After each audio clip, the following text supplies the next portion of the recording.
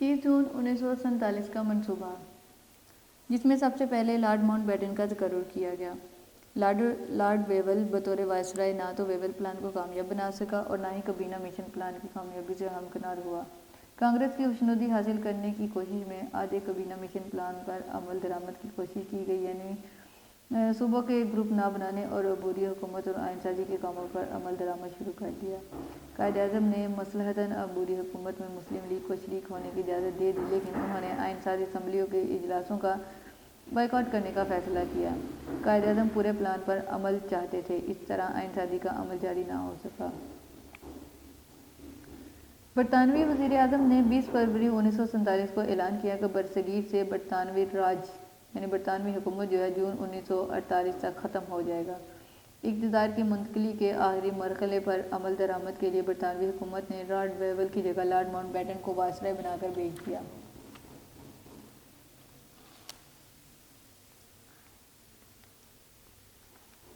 سیاسی قائدین سے مذاکرات، یعنی جو سیاسی جماعتیں تھیں اب ان کے قائدین سے لارڈ ماؤنٹ بیٹن جو تھا وہ وائسرائے کی حیثیت اختیارات سنبھالتے ہی مختلف قائدین سے اس نے ملنا شروع کیا۔ مختلف حقائق اور اصولوں پر اس کا موقف جو تھا وہ مبنی تھا، وہ پاکستان سے کم کسی اور حال کو قبول کرنے پر آمادہ نہ تھے۔ 1945 اور 46 کے انتخابات کے نقطہ نظر کو بالکل صحیح ثابت کیا تھا۔ وائسرائے کو یقین ہو گیا کہ وہ کسی صورت تحریک پاکستان کو روک نہیں سکے گا اور متحدہ ہندوستان کا خواب جو ہے وہ پورا نہیں ہوگا۔ اس لیے ماؤنٹ بیٹن نے کانگریسی لیڈروں کو تقسیم پر آمادہ کیا اور اندرونی خانہ انہیں باور کرایا کہ ایسا کمزور اور کٹا پٹھا پاکستان بنے گا کہ جو زیادہ عرصہ زندہ نہیں رہ سکے گا۔ آنے والے دنوں میں اس نے اپنا وعدہ پورا کر دکھایا، لیکن خدائے ذوالجلال کے کرم سے پاکستان ابھی بھی قائم رہا۔ پاکستان کے ناکامی ختم کرنے کے نپائے کانگریسی عزائم ناکام ہوئے۔ ماؤنٹ بیٹن اور نہرو کی سازشیں پاکستان بننے کو روک نہ سکی اور نہ اسے بعد میں انڈین یونین میں ضم ہونے میں کامیاب ہوئیں۔ ماؤنٹ بیٹن نے برصغیر کو آزادی دینے کا منصوبہ تیار کیا۔ دونوں بڑی جماعتوں سے مثبت رویے کی یقین دہانی لے کر منصوبہ حکومت سے منظور کروایا، لہذا 30 جون 1947 کے منصوبے کی تفصیل درج ذیل ہے۔ اس کے اہم نکات یہ ہیں: نمبر 1،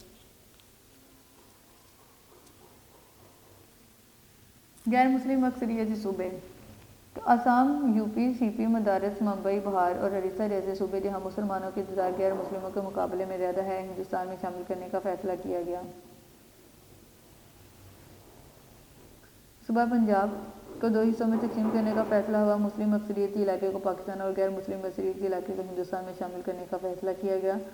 صوبہ بنگال کے متعلق بھی ایسا ہی فیصلہ ہوا۔ صوبہ سندھ کے ممبران اسمبلی کو حق دیا گیا کہ وہ ہندوستان یا ہندوستان میں سے جس سے چاہیں مل کر اپنے آپ کو وابستہ کر لیں۔ بلوچستان کو ابھی مکمل صوبائی درجہ نہیں ملا تھا، لہذا طے ہوا کہ وہاں شاہی جرگہ بلایا جائے گا۔ کوئٹہ کی میونسپلٹی کمیٹی کے ارکان کی رائے کے مطابق ان کی مرضی کے مطابق بلوچستان کے مستقبل کا فیصلہ ہوگا۔ سلہٹ: آسام کا ضلع سلہٹ مسلم اکثریتی تھا، وہاں کے عوام نے مسلم لیگ کا بھرپور ساتھ دیا تھا۔ جون 1947 کے منصوبے میں طے پایا کہ ایک ریفرنڈم کے ذریعے عوام کو موقع دیا جائے گا کہ وہ ہندوستان میں رہنا چاہتے ہیں یا پاکستان میں۔ صوبہ سرحد: شمال مغربی سرحدی صوبے کی عوام کو ایک ریفرنڈم کے ذریعے فیصلے کرنے کا اختیار دیا گیا کہ وہ پاکستان یا ہندوستان میں سے کسی ایک کا حصہ بن جائے۔ ریاستیں: انگریزوں کے دور میں لگ بھگ 600 ریاستیں تھیں۔ ایسی ریاستیں جہاں پر نواب اور راجے حکومت کرتے تھے، وہ ظاہری طور پر بااختیار تھے، لیکن انہیں خارجی اقتدار حاصل نہیں تھا۔ ہر ریاست کو حق دیا گیا کہ وہ دونوں ممالک میں سے جس کے ساتھ چاہیں الحاق کر لے۔ ایسا کرتے وقت ہر ریاست اپنی جغرافیائی حیثیت اور محسوس حالات کو پیش نظر رکھے گی۔ جون 1947 کے منصوبے پر عمل: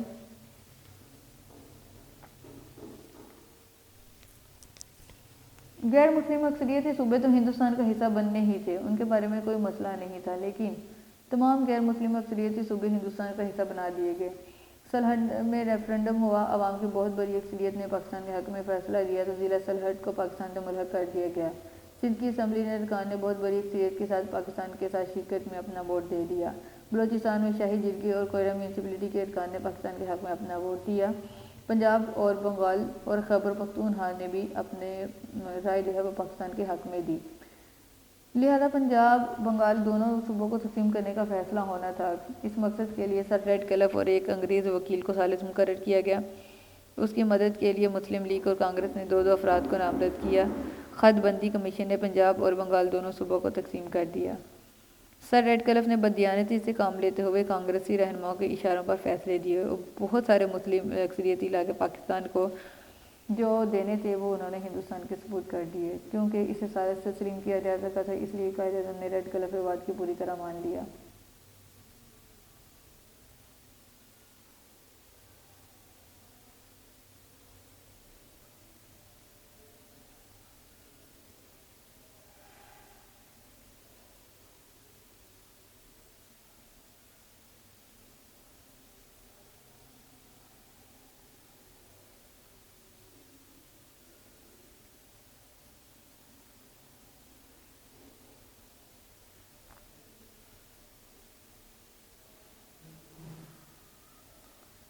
ریاستوں میں سے بہت بڑی تعداد نے خود بخود دونوں میں سے کسی ایک ملک کے ساتھ الحاق کر لیا۔ ریاست جموں کشمیر، ریاست حیدرآباد دکن، ریاست جوناگڑھ منگرول، ریاست مناظر کا فیصلہ نہ ہو سکا۔ انڈیا نے بہت ساری ریاستوں پر فوج کشی کے ذریعے سے قبضہ کیا، جس میں ریاست جموں کشمیر جو کہ مسلمانوں کی اکثریت تھی اس کو ہندوستان میں شامل کر دیا گیا۔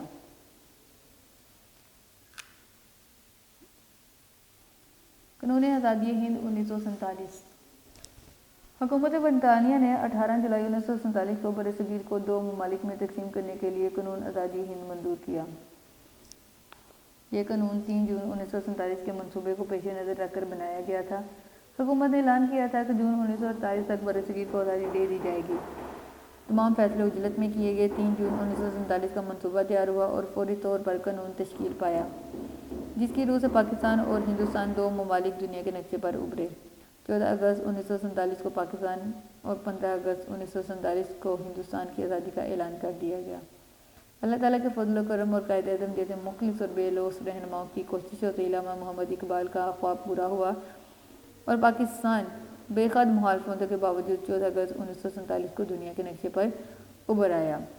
اسی کے ساتھ ہمارا فرسٹ چیپٹر جو ہے وہ کمپلیٹ ہوتا ہے، جس میں ہم نے دیکھا کہ اسلامی جمہوریہ پاکستان کا قیام، اس کی ابتدا کہاں سے ہوئی، کس طرح سے ہمارے مسلم رہنماؤں نے اس کے لیے جدوجہد کی، کون کون سی تحریکیں چلائیں اور کس طرح سے بے پناہ اور بے لوث قربانیوں کے بعد پاکستان 14 اگست 1947 کو دنیا کے نقشے پر ایک آزاد مملکت کی حیثیت اختیار کرتے ہوئے ابھرا۔ لہذا اسی کے ساتھ ہمارا چیپٹر نمبر 1 جو ہے یہیں پر کمپلیٹ ہوتا ہے۔ خدا حافظ۔